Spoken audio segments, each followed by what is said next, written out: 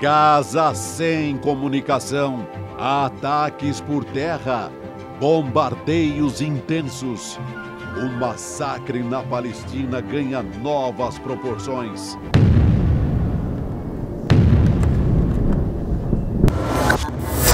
A Assembleia Geral da ONU aprova pedido de cessar fogo em Gaza. Estados Unidos e Israel votam contra. A enviada especial do ICL, Heloísa Vilela, traz as últimas informações direto da Cisjordânia.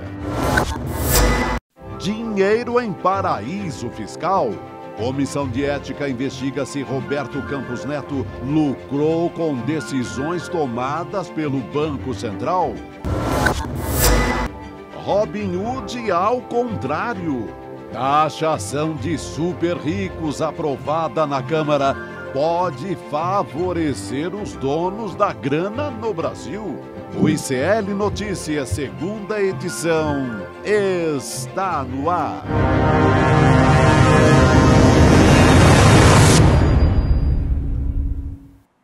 Olá, boa noite, seja muito bem-vindo, seja muito bem-vinda. ICL Notícias, segunda edição no ar.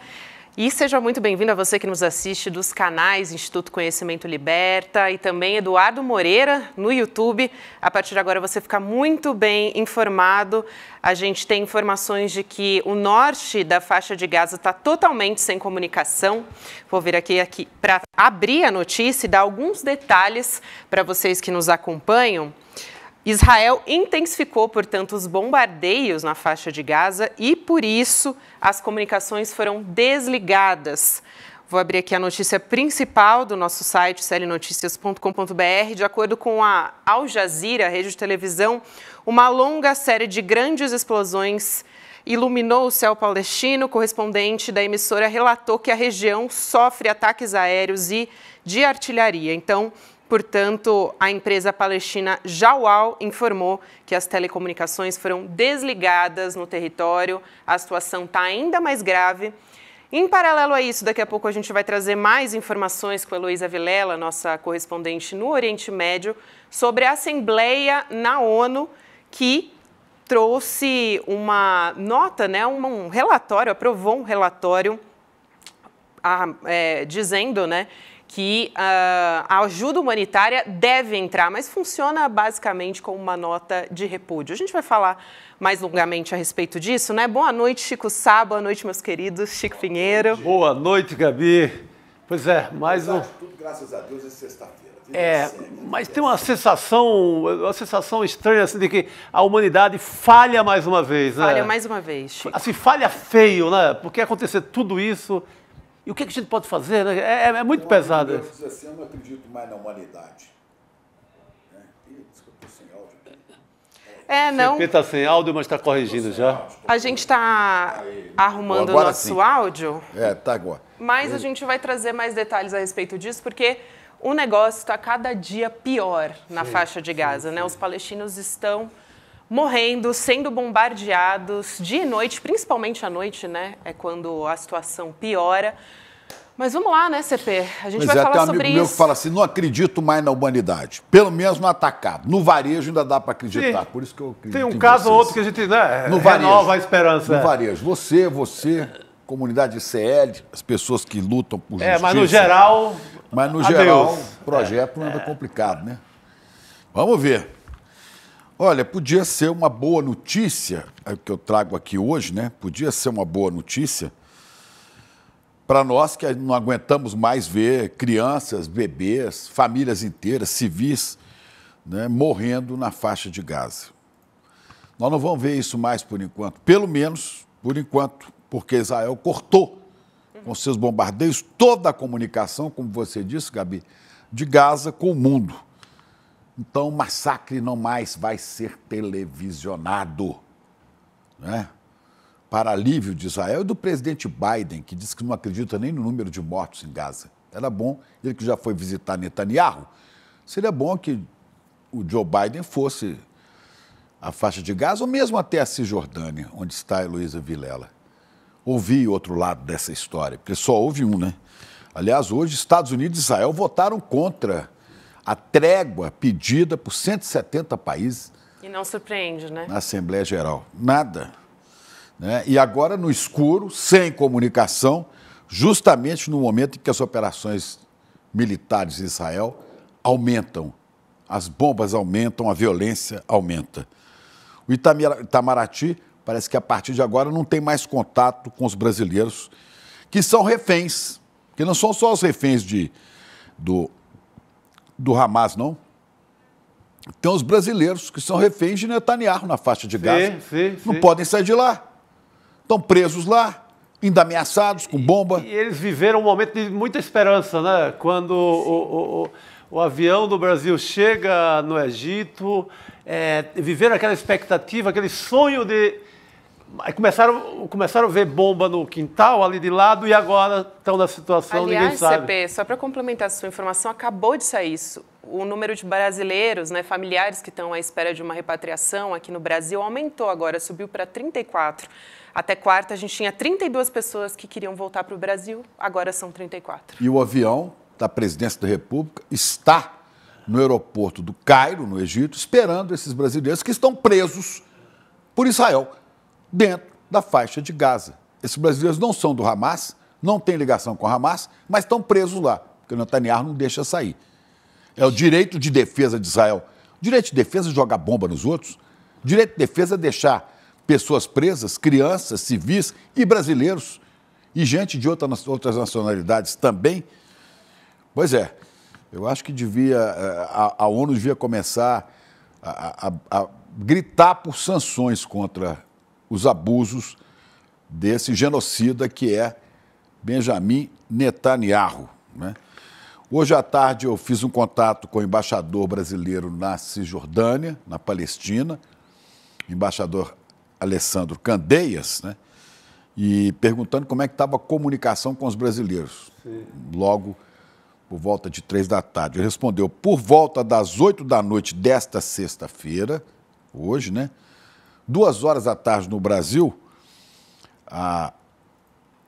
constatamos a queda na prestação de serviços de comunicação por celular e internet em Gaza. Acabou a comunicação. Mas, ele que é responsável por esse escritório, a gente chama de embaixador, mas ele é responsável pelo escritório de representação diplomática do Brasil em Ramallah. Diz que conseguiu comunicação com brasileiros que estão hospedados em Rafah. Segundo o relato dele, não há bombardeios intensos agora à noite, mas os brasileiros aparentemente estão em segurança. É a preocupação do Brasil, é a preocupação do presidente Lula, que está fazendo aniversário hoje, né? E deram parabéns ao presidente Lula e ele respondeu, não há motivo para festa, falando sobre o aniversário, enquanto a guerra corre lá no Oriente Médio. E disse, cada vez que vejo uma foto daquelas crianças na faixa de Gaza, eu fico com o coração partido como ser humano. Então, não é motivo para fazer festa, disse o presidente Lula.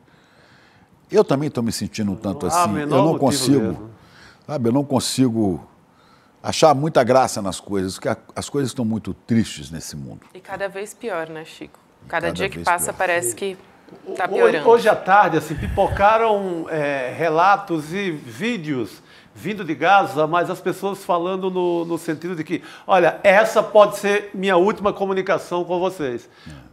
Quase um recado desesperado para a humanidade, falando direto à humanidade. E aí, vai ficar por isso mesmo? Sim. E o Netanyahu, né, cobra o direito de defesa.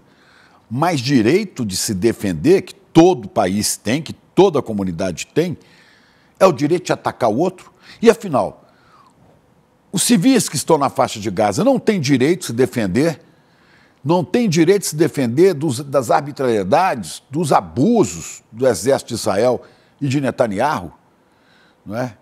Eu fiquei sabendo que cresceu, aumentou o número de israelenses que rejeitam a invasão de Gaza. aumentou muito. Aqui no Brasil, a comunidade tem por exemplo, uma página que é Judeus pela Democracia, que o tempo inteiro eles publicam não em meu nome, assim, massacre, mas não em meu nome. Porque é muito grave, né, Chico? É muito grave. Então, tem o direito de se defender, mas os civis têm que ter o direito de se defender e condições de se defender desse abuso, desse genocídio, desse cara que se julga. O novo Messias, diz que os judeus acreditam que o Messias vai voltar na região, né, no final dos tempos. Será que ele acha que ele é o Messias no final dos tempos, o Netanyahu? Porque ontem ele disse com todas as letras, eu sou a luz, nós somos a luz. E eles quem? O Hamas, os palestinos todos, eles são as trevas. Olha, só se for a luz que traz o desespero, a luz das bombas explodindo sobre crianças, sobre civis, todas as noites, como está acontecendo agora mesmo, na faixa de Gaza. É uma tristeza. Mas vamos falar, Elô está lá, né? Heloísa Vilela está lá, acompanhando na Cisjordânia. Bom, vamos chamar então Heloísa Vilela, ela que vai falar sobre essa intensificação dos bombardeios, né, Chico Pinheiro, Chico Sá, contra Gaza, que está totalmente isolada, sem telefone, sem internet. Além dos civis, desse problema de telecomunicações, ainda tem a questão dos hospitais, né? As pessoas estão usando celular para fazer até cirurgia. Elô, boa noite para você. É até difícil, né, de dar boa noite, porque é realmente revoltante isso que a gente está presenciando na faixa de Gaza. Mais um dia revoltante, né? Nossa, é inacreditável. O que aconteceu hoje é que, como você disse, foram intensificados os bombardeios, não só em volume, mas na letalidade dos bombardeios. Além disso, aumentou também a incursão por terra do Estado de Israel ali na faixa de Gaza. E agora à noite foram ouvidos bombardeios na região do Hospital Al-Sharif, que é o maior hospital de Gaza. Tem ali milhares de pacientes e, além disso, 50 mil pessoas buscando refúgio, buscando um lugar seguro para passar a noite. O governo de Israel diz que o hospital de Al-Sharif tem túneis ali de baixo que funcionam como o quartel-general do Hamas e, portanto, por isso se justificaria um ataque ao hospital. Eu deixo para vocês me dizerem se isso justifica o ataque a qualquer hospital, especialmente na faixa de Gaza, onde vários hospitais não conseguem mais operar por todas as dificuldades, as condições, a falta de condições, como a gente já vem falando aqui.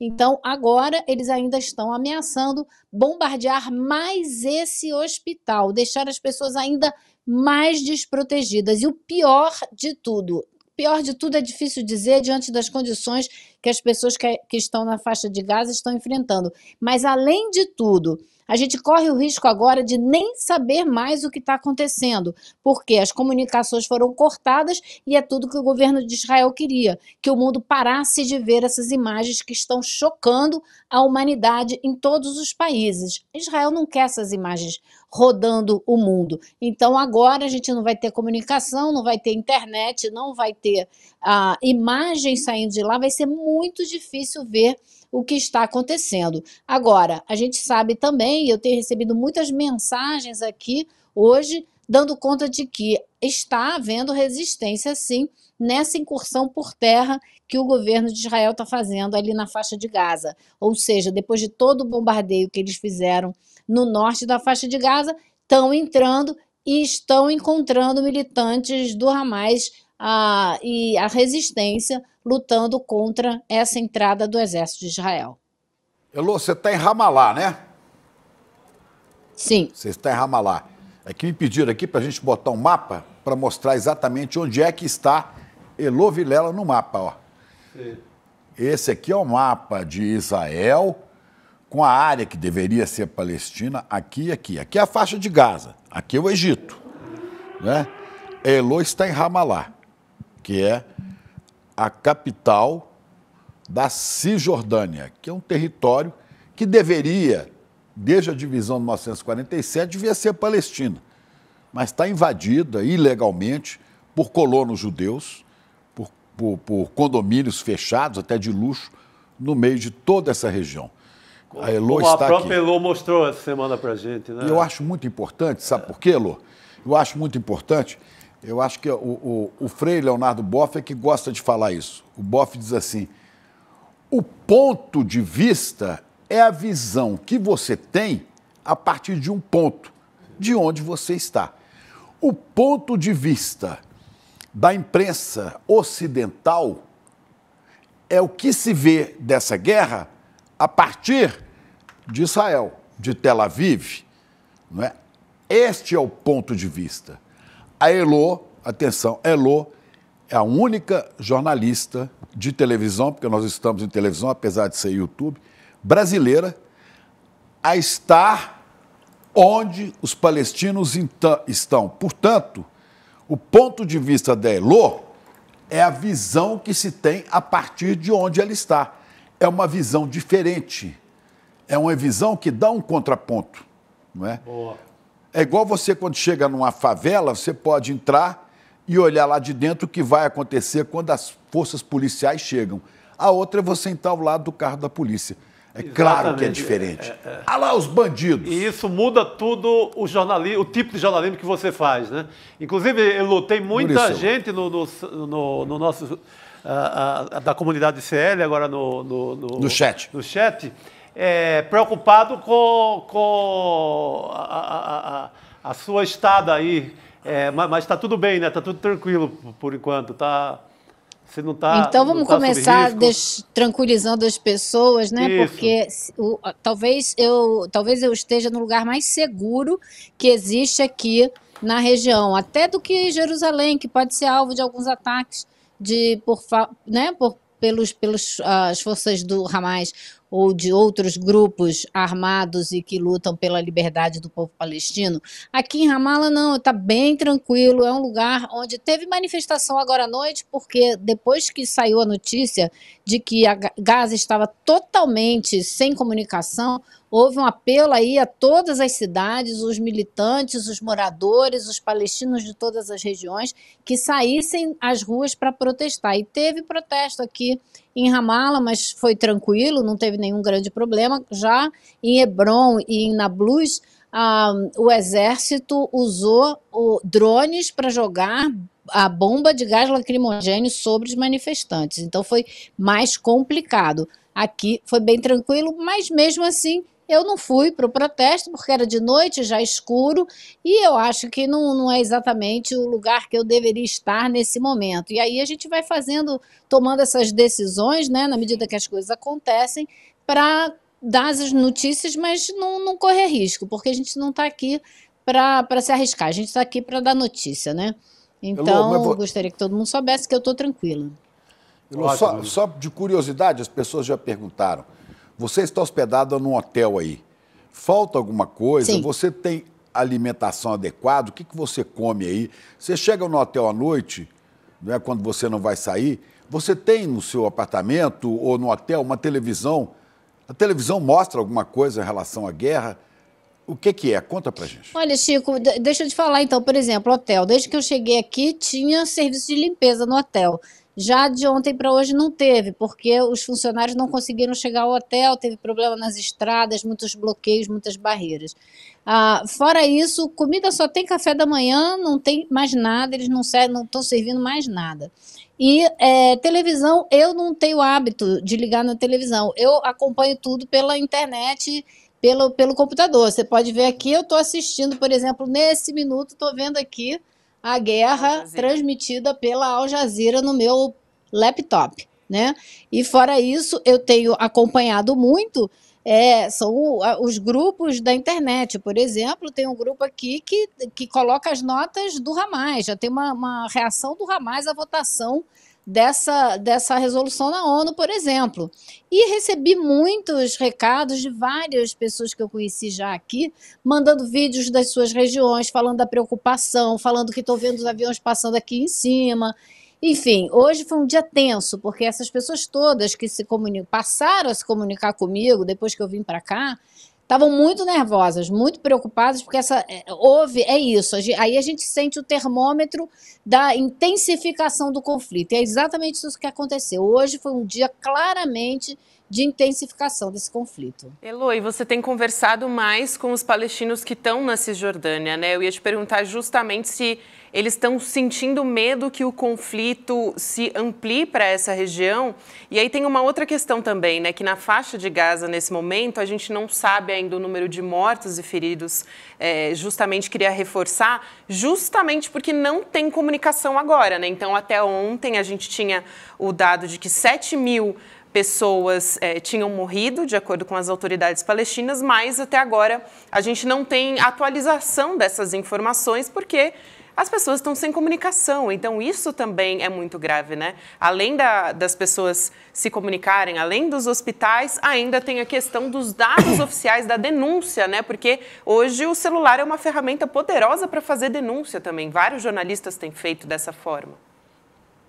E eu acho que é isso, Gabi. Além de ficarmos sem as imagens do que está acontecendo, a gente vai ter uma dificuldade grande para ter as informações a respeito do que está acontecendo, das consequências desse bombardeio mais intenso que Israel deflagrou hoje e anunciou que ia intensificar as suas ações. A gente não sabe ainda, por exemplo, que tipo de bomba Israel está usando agora na faixa de Gaza, mas os moradores dizem que é diferente, é uma bomba diferente, é um tipo de explosivo diferente, que é mais perigoso pelos relatos, né? Mas tecnicamente falando, a gente ainda não sabe o que foi que Israel passou a usar que não estava usando antes. Mas a impressão que a gente tem é que existe uma pressa, né, de avançar com essa operação militar, e aí a gente não sabe muito bem por quê. Falou-se mais cedo que haveria uma negociação avançando do Catar para que houvesse um cessar-fogo e os reféns fossem libertados e que ela estava bem avançada. A gente não sabe se isso é confirmado ou não, mas também pode ser um motivo para andar ainda mais rápido com essa operação. Eu ouvi uma entrevista agora há pouco, muito preocupante, mas muito preocupante, de um ex-subsecretário de Defesa dos Estados Unidos, dizendo com todas as letras que Israel no passado enfrentou o Hamas e o enfraqueceu, mas não o eliminou, e que agora o objetivo é eliminar realmente o Hamas. É impossível eliminar o Hamas sem matar toda essa população, ou quase toda essa população que está na faixa de Gaza, porque não existe uma separação clara onde estão uns, onde estão os outros, e esse militar americano disse, muito provavelmente dessa vez vai ser preciso ter um número de dano maior. Ele nem falou de mortes de civis, né? Então é assim um descaso pela vida humana, um descaso pelo que vai acontecer com esses civis, que realmente é incompreensível essa posição de braço dado e inseparável do governo dos Estados Unidos com essa atrocidade que Israel está cometendo. É incompreensível, inaceitável, e terá respostas de alguns países, se não de muitos países, como hoje começou a se delinear ali na ONU, mas a gente fala da ONU daqui a pouco. A gente fala daqui a pouco, Elo, e só para complementar, a gente tem aqui uma nota da Jawal, a empresa de telefonia de Gaza, né, dizendo que esses bombardeios intensos nas últimas horas destruíram as últimas rotas internacionais que ligavam Gaza ao mundo exterior, além daquelas previamente destruídas durante a agressão, o que resultou na interrupção de todos os serviços das empresas de telecomunicações na faixa de Gaza. O Crescente Vermelho Palestino, que é o principal serviço de emergência em Gaza, Cruz Vermelha. Exatamente, a Cruz Vermelha local, né, disse que a sala de operações da Cruz Vermelha, vamos dizer assim, palestina, né, foi cortada pelo apagão.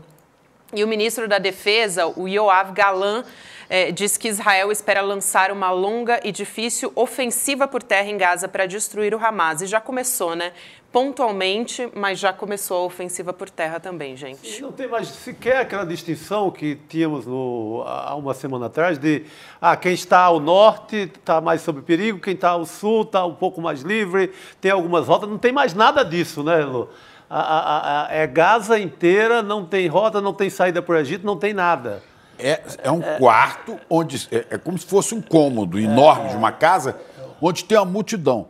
E alguém agora disse o seguinte: vamos apagar a luz para não verem o que nós vamos fazer aqui. Sim. Israel, quando bombardeia e limita as comunicações, é como se estivesse num cômodo, num quarto, com várias pessoas, crianças inclusive, se preparando para fazer um banho de sangue. Então fala, apaga a luz para ninguém ver, fecha a porta para ninguém ouvir. É o que estão fazendo agora. Boa, Chico, é o que estão fazendo agora em Gaza. Essa imagem é excelente. E o que Israel consegue também com isso, ele não tem mais contestação a nenhuma imagem. Por exemplo, lembra do episódio do hospital? Rapidamente começaram a aparecer contestações, análise das imagens, mostrando que não era bem assim como a versão do governo de Israel. Agora é a versão de Israel e nada mais. E Chico, com a luz apagada, no escuro. Chicos, né? E Elô, sabe aquele jornalista que está em Gaza também, que perdeu a família toda nos bombardeios? Ele postou uma mensagem hoje também, a gente vai colocar aqui na tela com a tradução. Não estamos bem, há partes de corpos por todo lugar, os mísseis não diferenciam entre pequenos e grandes, o som do bombardeio insano não para. Sirenes de mísseis tocaram na área ocupada de Asgalan, cercada de assentamentos e locais da IOF, que é a Israeli Occupation Forces, né, as forças de ocupação de Israel. Elô, esse repórter da Al Jazeera estava fazendo uma reportagem ao vivo, né? Ele não sabia, um outro repórter, na verdade, né, da Al Jazeera estava fazendo uma reportagem, não sabia se a transmissão estava dando certo, se o sinal estava chegando por causa da falta de comunicação. Ou seja, é geral, né? A imprensa não está conseguindo noticiar. A gente não sabe realmente o que está acontecendo ali agora. A gente sabe que é um massacre. Isso a gente sabe. Esse jornalista entrou... Por favor, Elô. Esse jornalista entrou no ar dizendo, olha, eu vou falar aqui, não sei se vocês estão me ouvindo, mas vou continuar falando, porque caso vocês estejam me ouvindo, eu passo meu recado. Falou isso várias vezes e aí fez a reportagem dele e se despediu sem saber se tinha entrado no ar e se as pessoas estavam ouvindo. É isso. Essa transmissão estava sendo feita no hospital Al-Shifa, inclusive, o maior lá de Gaza, onde se estima que 7.000 palestinos estão abrigados desde que começaram os ataques. O porta-voz, inclusive, militar de Israel, disse que embaixo do hospital tem uma rede de túneis que serve de esconderijo para o Hamas. Essa que é a desculpa, né? E o Hamas... a justificativa... E o Hamas para o genocídio, né? Vão matar lá porque os palestinos estão no hospital, porque lá embaixo tem uma rede de túneis. Ora, vamos eliminar 2 milhões de pessoas, porque 32 mil, como é a estimativa de militantes do Hamas, nos preocupa. E tem a Bizan, que é uma jovem... E pensa, acho que a gente tem que pensar o seguinte, não são 7 mil, não, são 50 mil pessoas que estão abrigadas ali em torno do hospital, porque não tem para onde ir. Então, uma área que está lotada de pacientes, lotada de refugiados. Você imagina o que vai acontecer se cair uma bomba nesse hospital. Israel já acusou esse hospital no passado de ser o quartel-general do Hamas, não o hospital em si, mas os tais túneis que eles dizem que tem embaixo. E pode até ter. O Hamas nega, o hospital nega, pode até ter. Isso justifica você matar todos esses pacientes que estão aí dentro do hospital e os 50 mil refugiados que estão em torno do hospital? É assim que vai se resolver essa questão? Acho que não, né?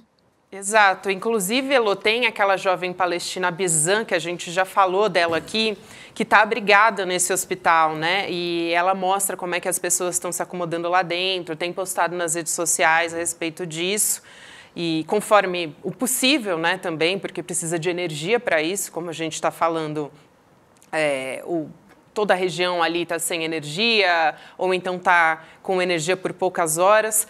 E hoje, no começo da tarde, aqui no horário do Brasil, um prédio residencial foi atingido por um míssil vindo de Gaza e 4 pessoas ficaram feridas e o Hamas assumiu a autoria do ataque. Isso lá em Tel Aviv, né? A gente está vendo as imagens aí, a nossa produção colocou para a gente. Agora sim, a gente tem as imagens do local que foi ali. Elô? Passar. Sim, Elô, tá nos então, ouvindo? você imagina Sim. um ataquezinho que conseguiu pegar fogo num prédio e feriu 3 ou 4 pessoas. Que comparação tem isso com já eram mais de 7.000 mortos. Depois da noite de hoje, quem sabe quantos serão, né? Então, realmente não tem a menor comparação, mas vai ser mais um motivo para Israel usar e eu acho que não precisa mais de motivo nenhum, né? Porque os objetivos do governo de Israel, do governo de Netanyahu, estão bem claros. Eles cercaram essa população por 17 anos, deixaram agora sem água, sem luz, sem comida e estão bombardeando. Então, eu acho que a gente não precisa nem dizer o que é isso, né? Acho que está óbvio, qualquer pessoa que está acompanhando isso vai saber. Isso. E, Elô, olha só, a Unicef acabou de postar também, acabou de publicar nas redes sociais. Perdemos contato com os nossos colegas em Gaza. Estou extremamente preocupada com a segurança. Foi a Catherine Russell que postou na rede social dela, né? Ela que é diretora executiva. Ela postou: estou extremamente preocupada com a segurança deles e com mais uma noite de horror indescritível para 1 milhão de crianças em Gaza. Todos os humanitários, né, todas as pessoas que se preocupam com direitos humanos, as crianças, as famílias que servem devem ser protegidos. Foi o que ela publicou agora nas redes sociais. Então, a gente vê aí o efeito. Quer dizer, usando, inclusive, o verbo em inglês, né? Must be protected. Sim. Quer dizer, devem só não. É obrigação protegê-las.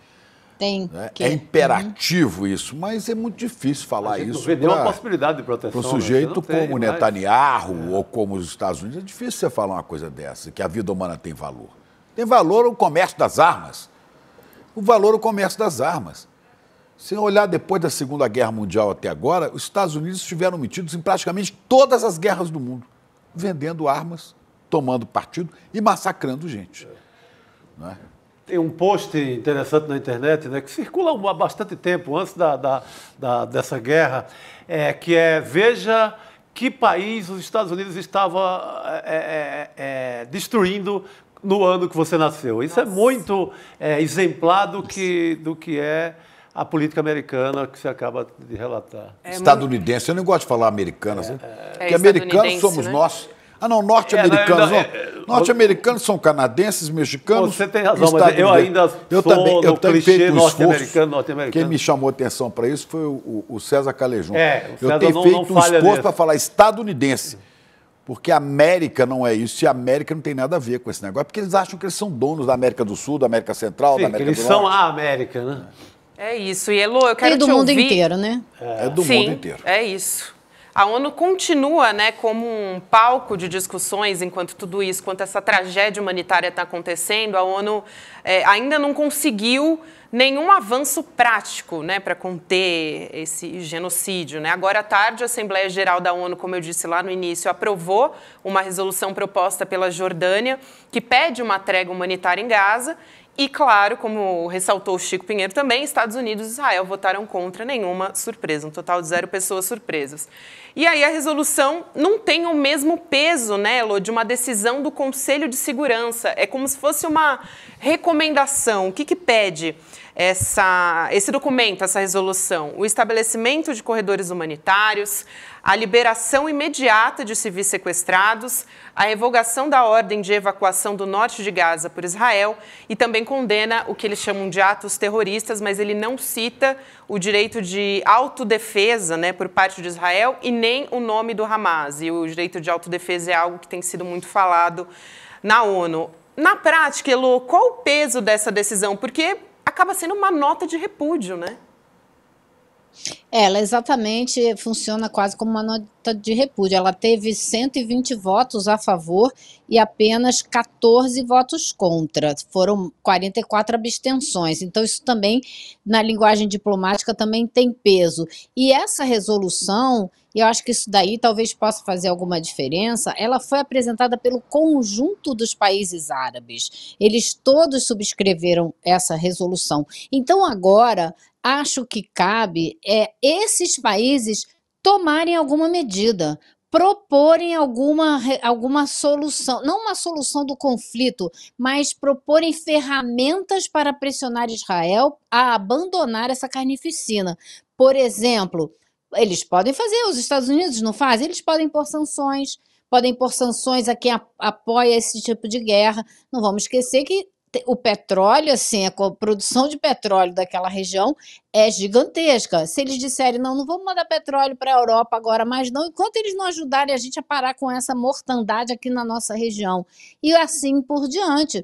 Eles podem tomar esse tipo de medida. Então, eles podem sim, se desejarem, se assim o desejarem, tomarem medidas diplomáticas, políticas, né, que não sejam bélicas, para pressionar Israel a mudar o curso dessa história horrorosa na qual Israel embarcou. Então, acho que não tem medida prática, não tem resultado prático essa votação, mas tem resultado, tem consequências políticas, e a partir dessa votação é que a gente tem que ver o que vai acontecer. Votou e vai para casa, não vai dar em nada, mas votou e quer que o país que foi condenado por essa operação militar e precisa voltar atrás e precisa adotar um cessar-fogo, porque é o que a resolução pede, né, um cessar-fogo que permita ajuda humanitária, aí a gente pode começar a falar numa possibilidade de solução. Exato, e a gente tem o porta-voz da ONU dizendo o seguinte, a gente tem um print aqui do que ele postou nas redes sociais: todos devem assumir as suas responsabilidades, este é um momento de verdade, da verdade, né? A história está julgando todos nós. O Antônio Guterres reitera o apelo, então, pelo cessar-fogo no Oriente Médio, né? A libertação de todos os reféns e a entrega de ajuda humanitária. E eu acho muito didático a gente colocar aqui, Elo, que enquanto a representante americana estava falando no Conselho, as bombas estavam caindo lá em Gaza, né? O bombardeio continuava rolando solto. E aí a Rede Al Jazeera colocou as duas imagens em perspectiva, lado a lado. Quer dizer, está desenhado realmente o que está acontecendo, né? A diplomacia e a urgência humanitária, lado a lado. Eu diria até mais, Gabi, acho que não é só a diplomacia, não. É a principal força de apoio aos Estados Unidos na tela, discursando na ONU, exigindo mudanças na resolução, votando contra a resolução enquanto as bombas estavam caindo. E eu acho que essa fala do porta-voz da ONU que você agora acabou de falar, Gabi, é fundamental. É o que a gente vem dizendo aqui há dias. A história vai julgar quem se colocar a favor desse genocídio e cobrará de governos, de países, de pessoas que não se posicionaram pelo fim dessa tragédia. Eu espero que isso aconteça, né? Porque houve outros genocídios na história, inclusive o genocídio do povo armênio, por exemplo, não é? E foram exterminados, e ficou mais ou menos por isso mesmo, né? Porque o lado mais fraco... Mas não foi uma história que foi conhecida e que a gente acompanhou ao vivo e a cores nas nossas televisões, nos nossos telefones, né? Essa a gente está acompanhando. Ninguém tem desculpa. E algumas pessoas aqui no chat estão pedindo assim, refiram-se a isso, só para ver se o povo do Netanyahu entende. Refiram-se a isso como o Holocausto da Palestina. Como eu disse ontem, eu falei isso, o Netanyahu se porta como se fosse um Adolf Hitler contra os palestinos. Assim como o Hitler agiu em relação aos judeus. Ele age em relação aos palestinos. Por isso ele tem uma rejeição grande. Por isso o mundo civilizado o rejeita. Mas as forças econômicas, a indústria das armas, esses, não. Esses alimentam a guerra. Esses vão sempre onde tem dinheiro, né, Chico? Onde tiver dinheiro, eles vão. Por isso máximo, né? Por isso que as forças diplomáticas e políticas têm que entrar em ação nessa hora. Porque esse tipo de situação não pode ser conduzida pelo interesse econômico. Porque se depender do interesse econômico, acabamos todos. E para onde vai a nossa humanidade? Para onde que nós vamos como humanidade? Para lugar nenhum dessa maneira. Olha, o nosso redator aqui, o Rogério Jordão, acaba de informar, neste momento, manifestações contra a guerra na Turquia, na Tunísia, na Dinamarca. Eu tenho certeza, Elô, que no no mundo todo, né? O mundo civilizado todo está chocado com os horrores dessa guerra e com a impunidade dos assassinos, sejam Agora, eu acho estadunidenses, sejam israelenses. O governo de Israel e o Biden, preocupação zero com o julgamento da história, viu? A essa altura eles vão exterminar, depois vão passar lá distribuindo uma água, fingindo uma humanidade lá quando tiver só a cinza, e vai ficar isso. Não tem menor preocupação. Se tivesse, poupavam hospitais, teria corredores a essa altura. Poxa, essa delegação brasileira não conseguir sair de lá é uma vergonha. São reféns. Reféns. São reféns. Nessa altura são reféns. E assim como Israel, então, acha que é justo atacar toda uma população porque há reféns lá, então seria justo outro país chegar lá e atacar a cidade de Tel Aviv, porque tem reféns brasileiros, estadunidenses, do mundo inteiro lá na faixa de Gaza, tem reféns população civil da Palestina. Isso é um absurdo, e essa veemência que a gente tem emprestado a essa discussão, essa nossa posição aqui, e que Elô nos traz com o ponto de vista dela, que é a visão que se tem a partir do ponto onde se está, a gente vai seguir dando essa informação na contramão da mídia toda do Ocidente, que fala um pouco da violência, mas tenta, de certa maneira, justificar, né, Elô, como o direito de defesa de Israel. Pois é, Chico, e tem várias coisas nessa sua colocação aí que eu acho que são muito importantes. Por exemplo, essa ideia da equivalência, né, e do direito de defesa. Você tentar estabelecer uma equivalência entre os dois lados, como se os dois lados tivessem a mesma capacidade, por exemplo, de luta, né, o mesmo preparo bélico, obviamente que não tem. Israel tem um dos exércitos mais bem preparados do mundo, com as armas mais modernas, e claro que os palestinos nem exército têm. E quando a gente vê também outro tipo de tentativa de estabelecer equivalência, por exemplo, uma matéria que comece com uma mãe israelense chorando e uma mãe palestina chorando. Acho que só haveria honestidade nesse tipo de coisa se você pudesse botar 7 mães palestinas e uma israelense, porque a proporção está essa, né, de 7 para 1 o número de mortos. E a outra coisa que eu acho que é também muito importante, que você estava falando do ponto de vista, eu tinha alguma ideia de que a vida dos palestinos aqui na Cisjordânia, não estou nem falando em Gaza, que está cercada há 17 anos, mas aqui na Cisjordânia, não fosse muito fácil.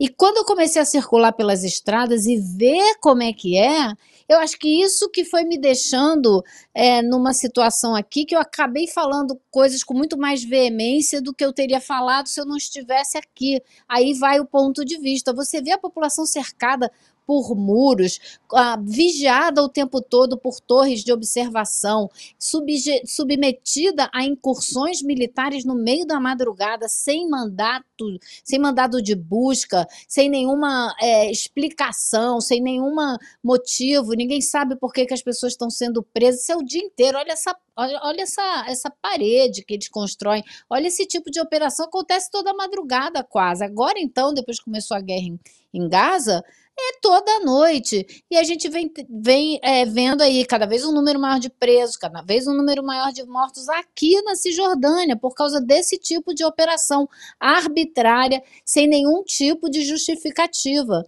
Então, é claro que a gente começa a ver o ponto de vista deles, porque viver dessa maneira não pode ser fácil. Né? Você está do lado de cá desse muro, do lado de lá tem uma área verde, que era a área onde você brincava quando era criança, onde as famílias ali dessa região cultivavam juntas. Lá no fundo agora surgiu um assentamento de colônios judeus, ilegal, porque isso é terra palestina, não tinha que ter nada que ter assentamento. Ou seja, é uma vida sufocante, sem perspectiva, a economia que não pode andar, porque o Estado de Israel não permite que a economia palestina ande, porque ele controla até a água, não deixa chegar água para cultivo. Eu conversei com um cara que a família dele plantou melancia a vida inteira quando ele era pequeno, agora não consegue plantar nada. O exército entra, destrói a rua que acabou de ser calçada, como vocês estão vendo aí. Para quê? né, para tornar a infraestrutura sempre pior e a qualidade de vida impossível e o dia a dia dessas pessoas impossível. Então, a gente acaba realmente, a gente fica, olha essa cena que aconteceu em Jenin, naquele campo de refugiados que eu fui. Isso aí era um memorial para aquela jornalista palestina que foi assassinada no ano passado, em maio, e que já ficou determinado pelas investigações que foi o exército de Israel que a matou, assim, apontou para ela. Ontem esse rapaz morreu ali naquele local, no mesmo lugar, e o memorial que foi feito para ela foi todo destruído. E a rua que tinha sido calçada recentemente, eles entraram lá com umas máquinas e destruíram todo o calçamento da rua, gente. É assim que essas pessoas vivem. Então, realmente, é complicado a gente não entender a revolta dessas pessoas, né? E essas pessoas foram enterradas lá naquele cemitério improvisado que você mostrou essa semana, né, Lu? Lá de Jenin. Mais 3 pessoas naquele mini cemitério improvisado na saída do campo de refugiados, que agora foi criado em julho, já tem 17 pessoas enterradas lá agora.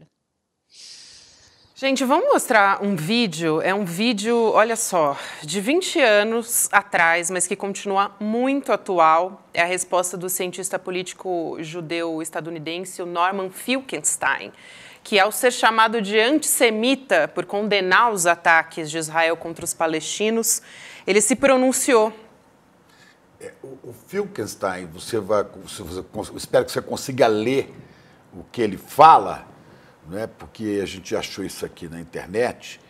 Ele diz que perdeu os pais, o pai e a mãe estiveram em campos de concentração, o pai em Auschwitz, na Polônia, e a mãe, esqueci agora o nome do campo de concentração, e ele perdeu todos os outros parentes, avô, avó, paterno, materno, tudo exterminado pelos nazistas. Ele nasceu nos Estados Unidos, ele estudou na Escola de Altos Estudos de Paris, ele estudou na Inglaterra e ele é um dos mais consagrados historiadores, cientistas políticos e escritores. Ele está no meio dessa turma poderosa dos Estados Unidos. Mas ele é judeu, defende o ponto de vista dos judeus, mas diante dessa... Porque a gente está vendo agora a guerra, né, parece que os palestinos começaram a sofrer agora. Agora estão sofrendo por atacado, mas eles vêm sofrendo há muito tempo. Olha o que diz o Norman Finkelstein. Go ahead. Hi. During your speech, you made a lot of references to Jewish people as well as certain people in your audience, not Jewish people in general, but certain people, especially in your audience, to Nazis. Now, that is extremely offensive when certain people are German. And they're also extremely offensive to people who've actually suffered under Nazi rule. I don't respect that anymore. I really don't. I don't like and I don't respect the crocodile tears the crocodile tears. No. I'm so, folks, allow me to finish and allow me to finish. Listen, sir. Allow me to finish. Sir, I don't like to play before an audience the Holocaust card. But since now I feel compelled to. My late father was in Auschwitz. My late mother, please shut up. My late father was in Auschwitz. My late mother was in Majdanek concentration camp. Every single member of my family on my father's side, the Jews did not take arms against the Germans. My late father was in Auschwitz concentration camp. My late mother was in Majdanek concentration camp. Every single member of my family on both sides was exterminated. Both of my parents were in the Warsaw Ghetto Uprising. And it's precisely and exactly because of the lessons my parents taught me and my two siblings that I will not be silent when Israel commits its crimes against the Palestinians. And I consider nothing more despicable than to use their suffering and their martyrdom to try to justify the torture, the brutalization, the demolition of homes that Israel daily commits against the Palestinians. So I refuse any longer to be intimidated or browbeaten by the tears. If you had any heart in you, you would be crying for the Palestinians, not for what's been done.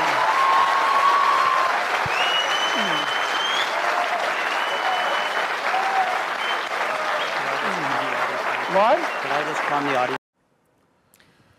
Forte, hein? Muito forte. Muito forte. Essa foi uma Se palestra... você tiver um coração em você, você estaria chorando pelos palestinos. E eu acho que é isso que a gente tem feito aqui. Eu, claro, não no ar, mas todo dia, quase todo dia, tem um momento do dia dessa cobertura que eu desabo. Porque é insuportável ver o que está acontecendo no nosso tempo de vida, na nossa frente, e a gente não conseguir chamar a atenção do resto do mundo para a insanidade. Eu gostei muito que o presidente Lula usou essa palavra ontem, para a insanidade desse conflito. É insano, é desumano e é inaceitável.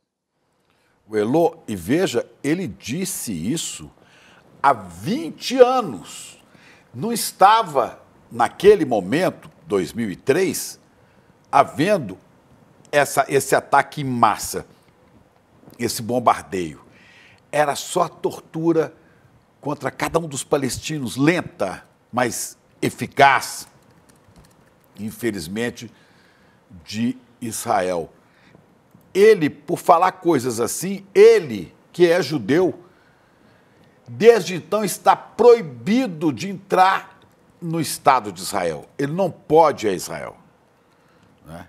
Porque aquele que está lá mandando matar, associado aos estadunidenses, aquele Netanyahu, acha que ele é o Messias, que ele é a luz, e que esse cidadão que passou por tudo isso está no mundo das trevas.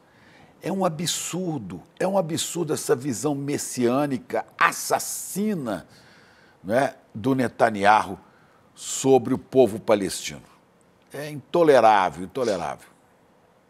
E mais, Chico, ele proíbe a entrada de muitas pessoas aqui, né? O Netanyahu, ele agora não quer dar visto nem pro pessoal da ONU, mas isso é típico de um fascista, né? Porque voz dissidente não se atura, um fascista não atura discussão, não atura crítica, não atura voz dissidente. Então tá aí o fascista de Israel fazendo o que está fazendo.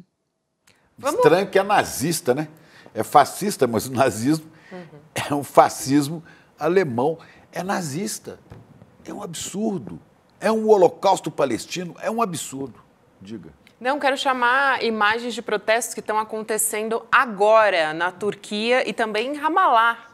Inclusive onde está a Elô Vilela, na verdade a nossa produção vai colocar daqui a pouquinho para a gente, mas temos a informação de protestos em Ramallah, onde está a Elô, né, Elô? Acredito que você talvez tenha alguma informação a respeito disso. Aí a gente tem as imagens agora na Cisjordânia, então em Ramallah, essas imagens que você acompanha agora. A gente tem som das imagens? Exato. Não tem som, as imagens, mas você está acompanhando agora os protestos das pessoas no local e também na Turquia. A gente tem imagens da população que foi às ruas para protestar contra o que está acontecendo em Gaza, que o Israel intensificou os bombardeios. Agora sim, a gente tem as imagens da Turquia, intensificou os bombardeios e a população decidiu ir às ruas para protestar contra essa situação. Importantíssimo, né, Lô? A gente vê as populações em diversos locais se dando conta, né, do que está acontecendo. Claro, Ramallah diretamente atingido pelo que está acontecendo, mas também em outros países nos últimos dias se manifestando. Tem que ser assim, né? A população enxergar o que está acontecendo com os palestinos. É o que várias pessoas aqui já me disseram, e pessoas de diferentes níveis de vida, de atividade intelectual e pessoas de campos de refugiados, todos têm um discurso muito semelhante ao dizer que não esperam absolutamente nada dos governos mundiais, especialmente dos governos das grandes potências, dos Estados Unidos, da Alemanha, da França, da Inglaterra, né? Eles esperam das populações mundiais. Isso aí que você está vendo na tela, que os povos desses países forcem os seus governos a agir, porque é só das populações, só do sentimento, do coração desses povos é que eles esperam que possa vir algum tipo de ajuda para mudar essa situação.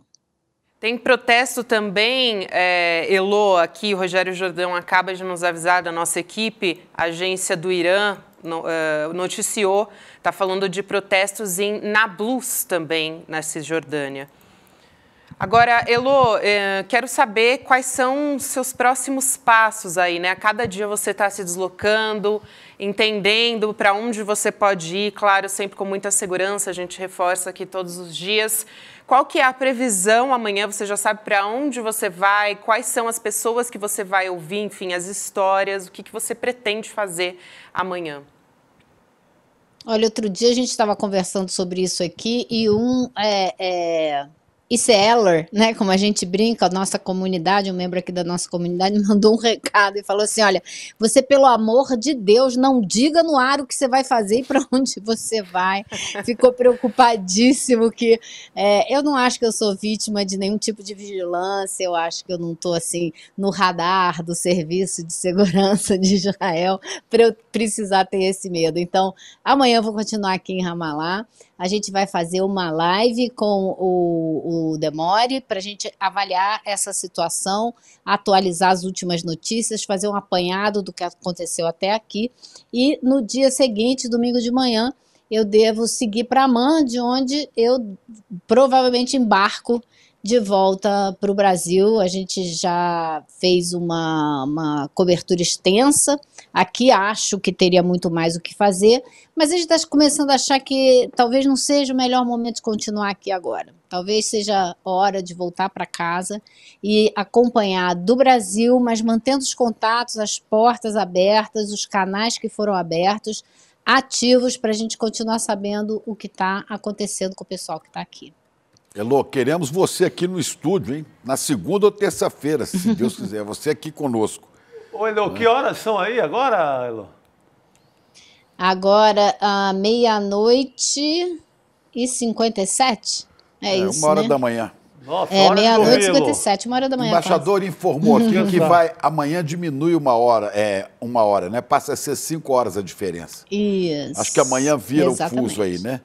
Agora, olha, só. eu recebo aqui uma mensagem no chat de Edwin Luiz falando de protestos na América do Norte. Ele está em Ottawa e disse que daqui a 1 hora, ele está no Canadá, daqui a 1 hora haverá protestos contra esse genocídio de Israel em outras cidades em Ottawa e que ele vai estar presente. Lá o mundo precisa. Pressionar o Biden lá seria é importante em qualquer lugar do mundo nessa altura, mas era muito importante, né, que a população dos Estados Unidos também fosse... Se manifesta. Fundamental. Os Estados Unidos precisam ser sacudidos de protestos de alto a baixo, de norte a sul, de leste a oeste. Fundamental.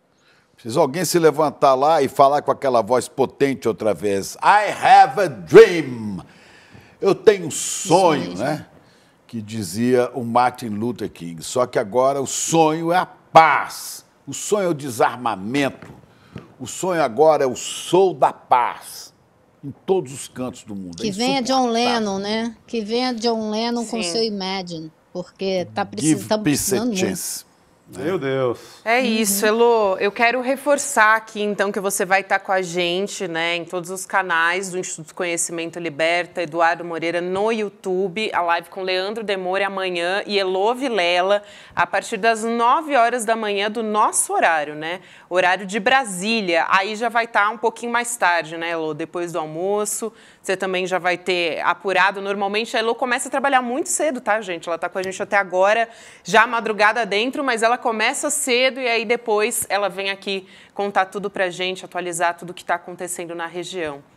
Elô, a gente se despede de você então, querida. Muito obrigada e até amanhã. Vou te acompanhar, mas amanhã eu vou te acompanhar à distância. Um beijo. Tá, joia. Bom fim de semana, pessoal. Bom final de semana, Elo. Boa Siga noite. firme. Heloísa Vilela, que continua firme e forte, né, trazendo todas as informações para a gente. Que nos orgulha muito. Que nos orgulha muito. Ter uma colega isso. como Trazendo ela, outro né? relato da guerra, muito interessante. Coisa que você não tem em lugar nenhum. Exatamente. Bom, vamos seguir aqui falando a respeito das informações locais. Agora há pouco, eu estou acompanhando aqui, enquanto a gente conversa, estou acompanhando ao vivo toda a situação pelo Al Jazeera, né, que é a cobertura local, em loco. Também tem jornalistas que não estão conseguindo trazer as informações por conta do bombardeio na parte norte de Gaza, que está sem energia.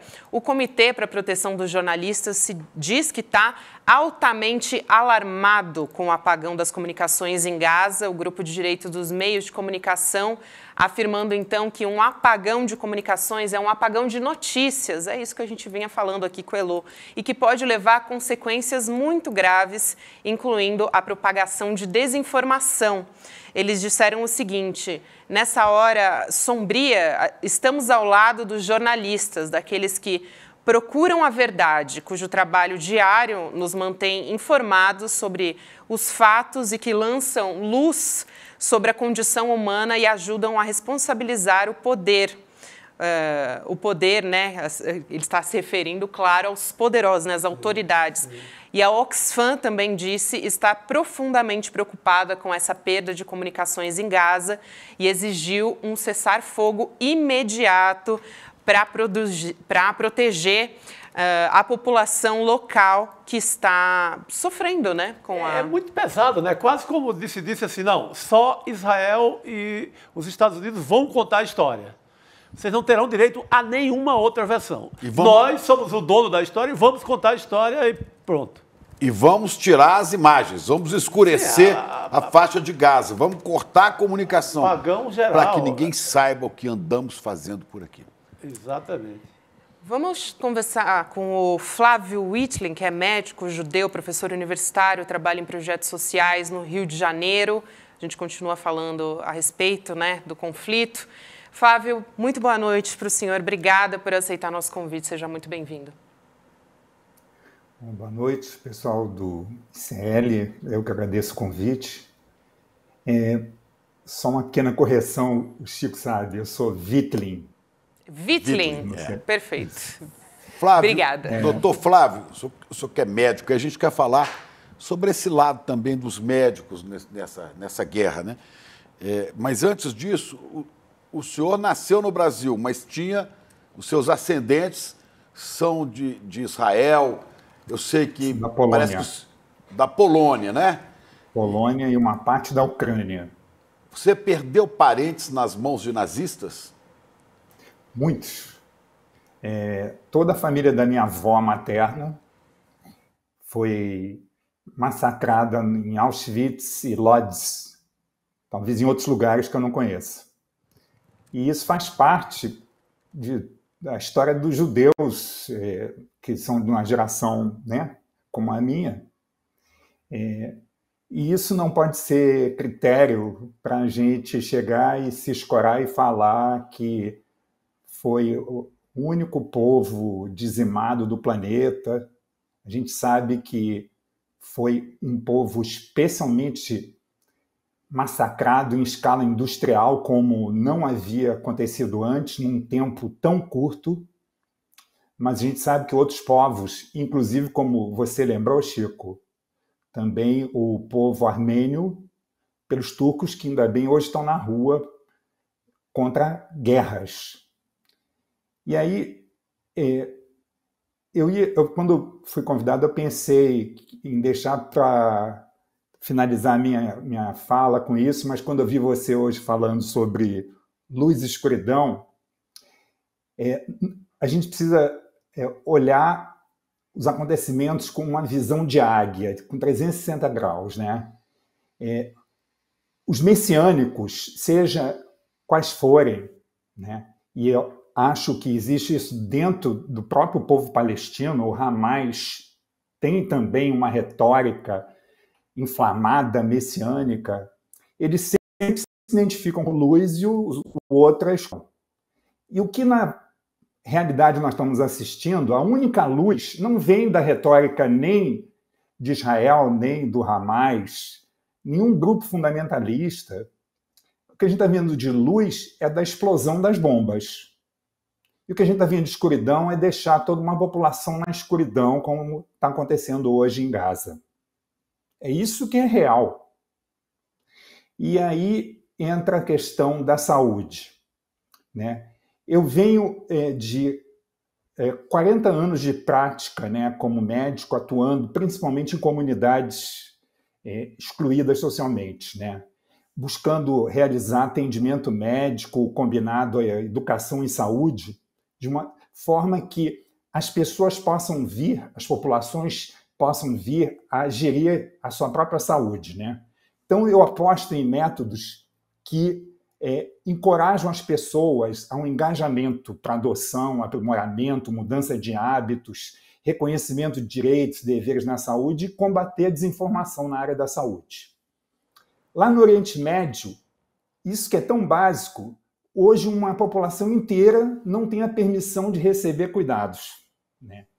Então, é hora dos profissionais da área da saúde fazerem com que as pessoas entendam que esse direito ele está sobre a guerra. Não importa que a guerra diga que tem necessidades que geralmente são proclamadas pelos poderes e que se colocam como mais importante. E aí entra a questão do cessar-fogo imediatamente, de deixar e garantir que os civis fiquem fora dos ataques militares, que as instalações de saúde, hospitais, não sejam de modo nenhum atacados. E que, então, as pessoas possam ter a sua própria condição existencial assegurada dentro do conflito, né? O impedimento a isso, ele esbarra concretamente na moral e na ética, né? E aí eu entro numa questão de caracterizar, eu entro na posição de caracterizar como um comportamento faccioso dos poderes que, sem mais nem menos, negam isso às populações. E eu passo por dois casos que eu experienciei na vida, né? Quando eu trabalhei com os Médicos Sem Fronteiras, eu vi o comportamento de facções. Para quem não conhece o Rio de Janeiro, foi no bairro de Costa Barros, que fica na zona norte do Rio de Janeiro, num lugar bem afastado da zona sul do centro da cidade. Ali, por conta de facções, houve uma tentativa que se efetivou de proibir que crianças fossem vacinadas porque elas pertenciam a uma comunidade do Chapadão, não podia ir para outra comunidade. Então, os traficantes proibiram as crianças de tomar vacina, bem como o outro lado proibiu que mulheres puérperas que tinham tido bebês recentemente fossem atendidas com seus bebês. E dentro desse quadro também operações policiais armadas maciças em várias ocasiões interromperam a oferta de serviços de saúde.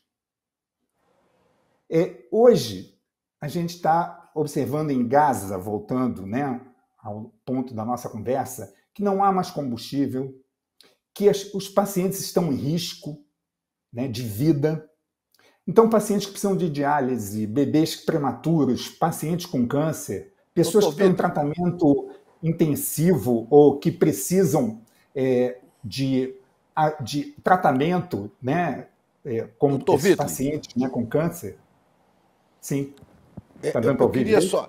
Porque o senhor, como médico, já trabalhou em situações difíceis, eu queria saber de onde é que o médico, num lugar desse, sem energia, trabalhando às vezes com a luz do celular, sem medicamentos, sem os insumos básicos, gás, material para asepsia, para limpeza, e recebendo multidão de feridos.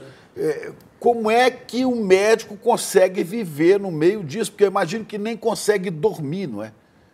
De onde ele também fica doente. Ele vai se somar à legião dos doentes, né? E vai ser um doente especial porque ele pratica a medicina e ele vai ter que atender, né, pessoas idosas, homens, mulheres, e particularmente, né, com um lugar como Gaza, né, que metade desses 2 milhões são crianças, né? Na última, ou numa das incursões de Israel, em 2014, né, houve mais de 70% dos 3.700 mortos eram crianças com menos de 12 anos de idade. Então, é uma população, né, que é uma população que está nessa faixa etária e os médicos precisam atender no meio disso. Como é que isso é possível? Como é que isso é possível? Então, nós estamos hoje diante dessa situação, Chico, que faz com que a Organização Mundial da Saúde, vocês deram essa notícia, né? Isso. A equipe da Unicef, o nível central perdeu contato com a equipe da Unicef nessa região de Gaza, né? E por essa razão, a Organização Mundial da Saúde e outras instituições e movimentos e pessoas estão demandando uma passagem segura para a entrega exatamente de suprimentos médicos, de combustíveis em toda a faixa de Gaza, que haja, de uma forma determinada, um cessar-fogo humanitário, né? Eu acho que profissionais da saúde, né, que estão comprometidos com a melhoria da saúde global, que tem o que foi colocado também aí por vocês e bastante salientado, empatia pela vida dos outros, pela vida da humanidade, algo que aqui a gente perdeu nos últimos 6 anos, todo mundo sabe por quê, né? E a gente retoma isso e foi feita, por essa razão, uma carta aberta, uma declaração que é assinada pelo professor Luiz Eugênio de Souza, que é o presidente da Federação Internacional das Associações de Saúde Pública, dirigidas às autoridades, e que fala dessas questões que eu tratei aqui. Foi dirigido aos presidentes do Conselho de Segurança da ONU, da Assembleia Geral da ONU, ao secretário-geral da ONU, juntamente com autoridades políticas de saúde de alto escalão de Israel e da Palestina, e também entregue ao Papa Francisco. E aí, eu acho que a gente deve entender que essa insanidade, essa perversidade, esse sadismo que está colocado, só pode ser neutralizado mediante a mobilização das pessoas, né? Aqui no Rio de Janeiro foi formada uma frente que reúne judeus, árabes e pessoas que têm famílias na Palestina, né? No sentido, e devem também se somar pessoas cristãs que são contrários a essa loucura da guerra, né? Então, com essas ações, eu acredito, né, que a gente possa entrar na luz, que a gente possa deter, né, essa marcha que leva a um genocídio, inevitavelmente, caso não seja detida. Olha, doutor Flávio, quero agradecer muito. O Flávio Wittling é médico, judeu, professor universitário, trabalha em projetos sociais no Rio de Janeiro. Que falas importantíssimas que o senhor fez aqui hoje. Quero agradecer muito e seja sempre muito bem-vindo. Perdeu parentes por arbitrariedades, por abuso do nazismo. Quer dizer, ele sabe do que está falando, tem autoridade para isso. Vocês me dariam 1 minuto ainda? Posso falar mais uma coisa? Sim. Tá. Foi falado aí do John Lennon. Eu vou falar não de Imagine do John Lennon, mas eu li hoje, saiu publicado no Viu o Mundo, editado pela colega de vocês, Conceição Lemes, um pequeno texto. A imagem do texto, ele tem um detalhe da pintura de Guernica, de um pássaro, ali naquela imagem do quadro de Picasso, um pássaro explodido. Isso se chama Imagine. Já dura 3/4 de um século. Imagine um passado em que canários voam e cantam na mata. Imagine que um certo dia eles são engaiolados. Imagine que seus caçadores deixam eles sem água e alpiste. Imagine sem assistência veterinária quando adoecem. Imagine que, vez sim e outra também, os canários são alvejados com morteiros por seus donos. não há milênios, mas há 75 anos. Imagine que várias dessas aves são mortas, outras mais são feridas e todas ficam completamente estressadas. Imagine que muitas ficam traumatizadas e deprimidas, algumas tentam se matar. Imagine que os lançadores de morteiros procuram justificar por que realizam este lançamento. Imagine que eles se dizem contrariados porque alguns canários deram para bicar os seus patrícios, como num filme do Hitchcock. Não há milênios, mas há 75 anos. Pois é, nesse sonho ruim, o mal imaginado só atinge os pássaros, vistos como as vidas indignas de viver da vez. Imagine se atingisse os humanos. Pois é. Muito obrigado, Dr. Flávio Wittlin, médico no Rio de Janeiro, judeu, que traz uma visão humanista para a gente nesse momento. Boa noite. Isso. Boa noite. Agora a gente vai conversar com o deputado Lindbergh Farias, que é deputado federal pelo PT do Rio de Janeiro. A gente vai voltar o nosso olhar novamente para o Brasil, porque essa semana a Câmara aprovou o projeto de lei conhecido como o de taxação dos super ricos. Para quem assistiu ICL Notícias primeira edição, já está por dentro, né? Taxa os fundos exclusivos, com poucos cotistas, investimento mínimo de 5 milhões de reais e os investimentos offshore, de fora do país. O PL vai agora para o Senado e o governo defende esse projeto para aumentar a arrecadação. Deputado, dou boa noite para o senhor, muito obrigada por aceitar nosso convite.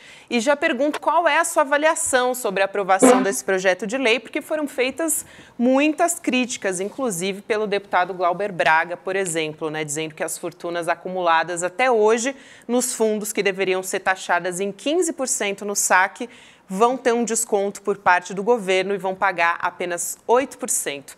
Boa noite novamente. Olha, boa noite, prazer, Gabriela, prazer, Chico Pinheiro, Chico Sá, tá falando novamente com vocês. Obrigado. Boa noite. Impressionante, não preciso falar para vocês, a injustiça do sistema tributário brasileiro.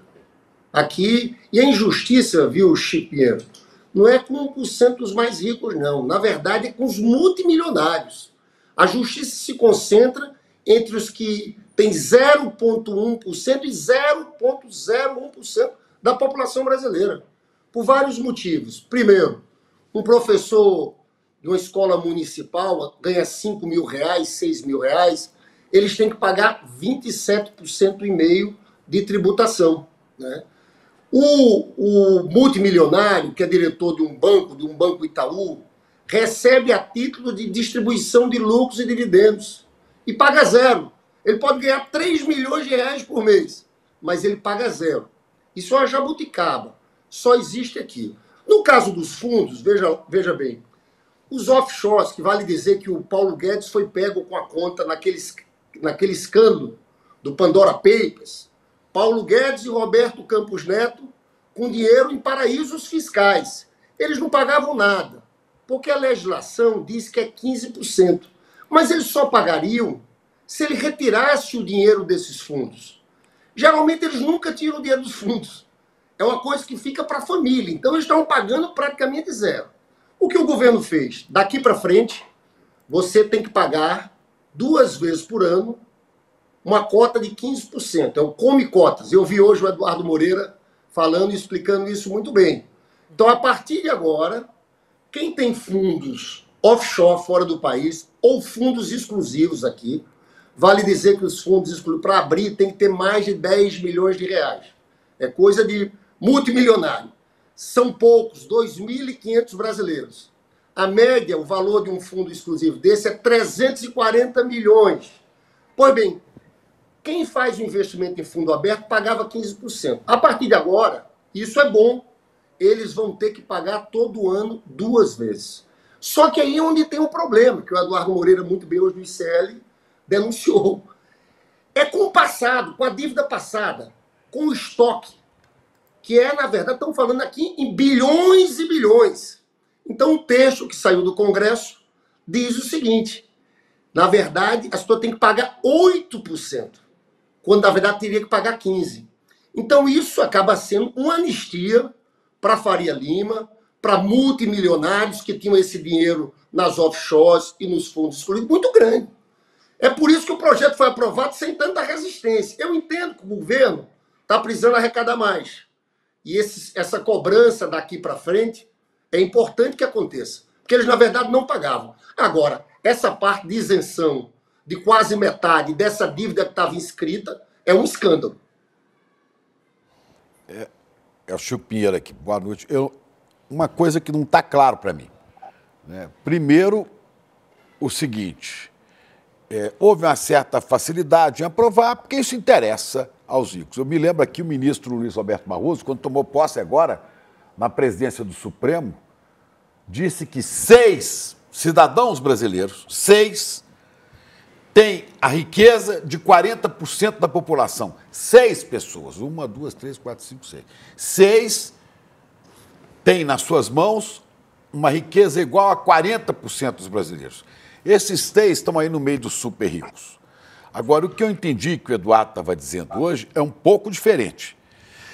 É que essas pessoas, que esses 6 e mais alguns, né, que estão nos fundos exclusivos, eles acumularam ganhos atrás de ganhos durante todo esse tempo, mas eles vão ter que pagar um dia, porque um dia tem que tirar o dinheiro de lá, ou ele, ou o filho dele, ou alguém. No dia que tirar, vai pagar 15% de tudo que foi acumulado.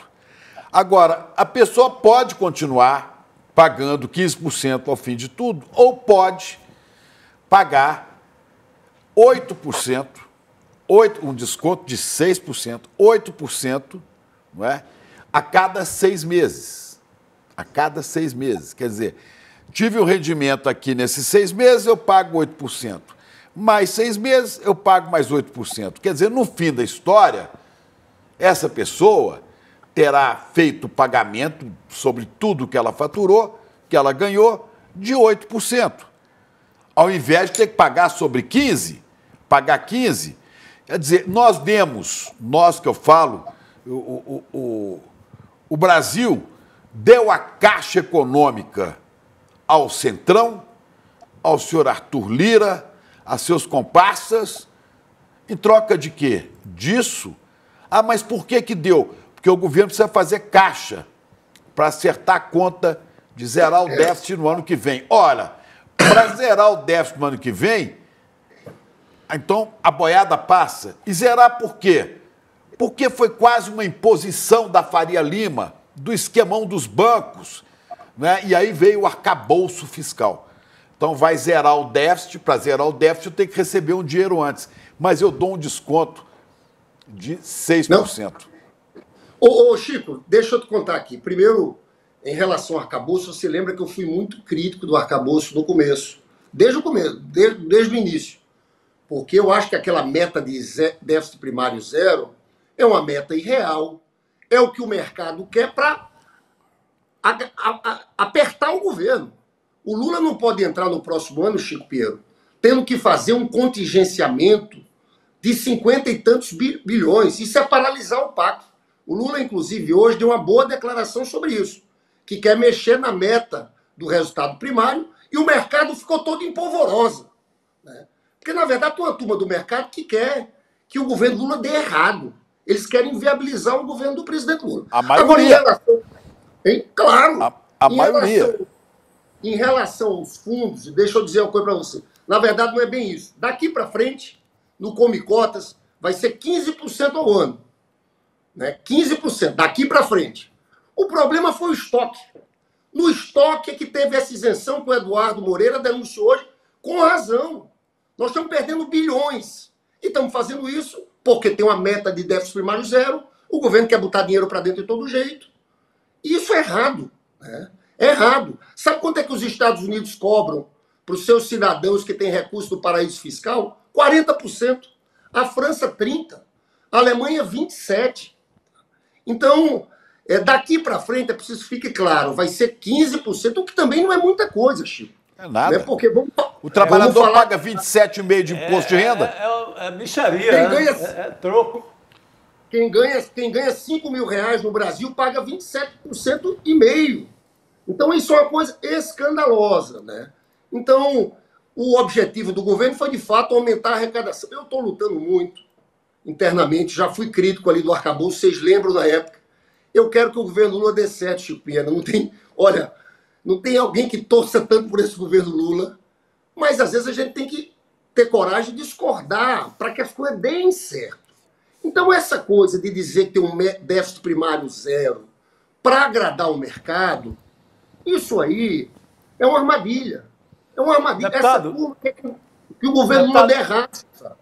Mas o próprio Lula disse hoje, né, deputado, que o mercado é muito ganancioso e não fique nesse sonho do déficit zero, porque isso pode ser diferente, né? Eu acho que ele já preveniu ali, porque, imagina, fica toda a mídia esperando não ser déficit zero para dizer governo tem uma grande derrota e não conquistar o déficit zero. Então, acho que o Lula já vacinou esse povo hoje ao dizer que não espere esse déficit como eles esperavam.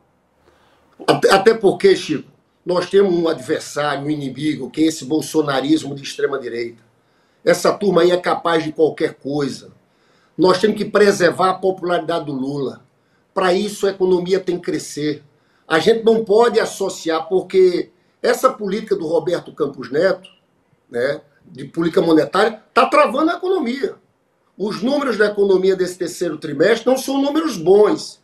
Eu não sei se vocês viram, mas hoje saiu uma matéria da Carta Capital. Sim, eu ia te perguntar disso agora. Porque, veja bem, a gente já sabia que o Roberto Campos Neto tinha um fundo desse offshore, o que é imoral, ilegal, escandaloso, né? Ele colocou esse fundo offshore para não pagar tributos. Mas aí eu fiz uma pergunta a ele, na última vez que ele foi na Câmara, se ele tinha fundos exclusivos. Esses fundos de milionários. Ele não respondeu. Eu refiz a pergunta, ele não respondeu. Eu entrei com a representação no Conselho de Ética. Eu perguntava o quê? Se ele tinha um fundo desse e se esse fundo era remunerado pela taxa Selic. Porque você imagina uma coisa como essa? Isso é escandaloso. O presidente do Banco Central coloca os juros lá na altura e ele está ganhando dinheiro com isso. Então, veja, a gente fez esse questionamento ao Conselho de Ética. A Carta Capital hoje traz uma matéria revelando que o Roberto Campos Neto, além de ter fundo exclusivo, uma parte grande desses fundos são remunerados pela taxa Selic. Ele está ganhando dinheiro com juros altos. E o Código de Conduta da Alta Administração Federal tem um artigo que proíbe isso. Então eu quero que o Conselho de Ética vai ter que julgar isso, porque isso é caso de afastamento desse Roberto Campos Neto. Claro. Isso, com esse cara a gente não pode passar a mão, viu? Eu estou convencido que esse cara está ali no Banco Central com o intuito de fazer a economia derrubar, porque eles sabem que se a economia desacelera, é difícil a popularidade do Lula estar alta. Não estando alta, com esse centrão, com esse Congresso, a gente sabe que eles formam uma tempestade perfeita, né? É um perigo. Eu falei que são duas bombas de efeito retardado que o Bolsonaro deixou. Uma é o Lira na presidência da Câmara. O outro é o Campos Neto no Banco Central. Eu tenho falado isso aqui repetidamente. São bombas que agora começam a estourar contra qualquer projeto de Brasil que melhore a vida do cidadão comum, principalmente dos mais pobres. Qualquer um. Eu concordo totalmente. E acho que o Lula hoje acertou dizer que vai mexer nessa meta do resultado primário. Você vê o cinismo do mercado. Eu vi um sujeito chamado Felipe Salto. Ele foi presidente do Instituto Fiscal Independente, é um economista. Foi secretário de São Paulo também. E hoje ele está na frente de uma corretora, um banco. Eu vi uma entrevista na Globo News e perguntaram para ele: quanto é que você acha que vai ser o resultado primário no próximo ano? Eu acho que vai ter um déficit de menos 0,9. Aí a pessoa perguntou para ele: então o governo tem que mexer no déficit primário zero? Ele disse: não, eu acho que o governo vai ter que manter para mostrar o seu compromisso com as contas públicas. E aí o que acontece? Não, aí o governo faz um contingenciamento de 53 bi. Olha, para um banqueiro, olha a cabeça dele. Agora vai contar isso para o Lula, para a gente, que quer melhorar a vida do povo, que tem um PAC para tocar. Então chega, a gente não pode ficar refém da Faria Lima, não pode ficar refém do mercado, a gente tem que impor a nossa pauta, e a nossa pauta é crescimento, distribuição de renda, e a gente tem que ter coragem, viu, para mexer nesses pontos. Porque a gente sabe que se a economia não der certo, as coisas ficam difíceis para o governo. Contextualizar essa história que a gente está falando do presidente do Banco Central, né, o Campos Neto, ele está sendo investigado pela Comissão de Ética da Presidência da República por suspeita de ter lucrado com decisões do Banco Central. Essa informação que é da revista Carta Capital. E aí, segundo a reportagem, o Campos Neto declarou em 2019, quando ele foi nomeado por Bolsonaro para o Banco Central, ser dono de 4 offshores, né? Nas Bahamas e nas Ilhas Virgens também. E aí, detalhe, né? Pelo menos uma delas, que é a Core Asset, aberta com aporte de $1 milhão, tá? De dólares, não de reais, teria funcionado até agosto de 2020, ou seja, quando Campos Neto já era presidente do Banco Central e, portanto, determinava, né, as políticas que poderiam lhe favorecer. Então, me parece ali, né, um conflito de interesses. Dois que faziam uma dobradinha, né? Uma dobradinha infernal, né? Paulo Guedes e ele, os dois com dinheiro lá fora. Total. E dizendo que cuidam do Brasil. E é o tipo da informação que saiu na capa da Carta Capital, você não vai ver uma linha, você não vai ver meio segundo de comentário em nenhuma TV a cabo, em Globo News, em CNN, em lugar nenhum, em nenhum canal, no UOL, em lugar nenhum, Estadão, ninguém vai repercutir um segundo. Ou a gente fala, ou não sai em lugar nenhum. Então, leiam a Carta Capital e assistam o ICL, principalmente a edição de hoje de manhã, onde Eduardo Moreira explicou muito dessas safadezas. Estourou o nosso tempo, deputado Lindbergh. Tá Obrigada, bom, deputado. Eu quero agradecer e dizer que o Campos Neto entrou na justiça para impedir a apuração do Conselho de Ética, viu? No caso do offshore. E eu entrei no outro dia com a dos fundos exclusivos, porque essa você atrela diretamente a Selic. É a comprovação que ele não pode estar na presidência do Banco Central. Um beijo, muito obrigado. Ou não, né?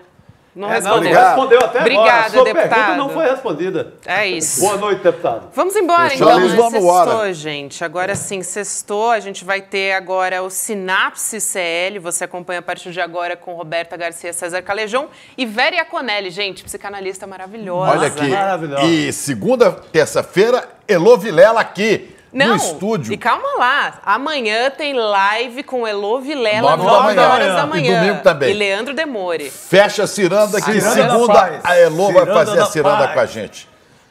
Bom, Tchau, pois é, gente. Chegou Bom final a de hora semana. do primeiro grande lançamento do ICL na área de filmes e documentários. Você está preparado para assistir um filme que vai te tocar profundamente e revelar uma verdade que todo mundo tenta esconder?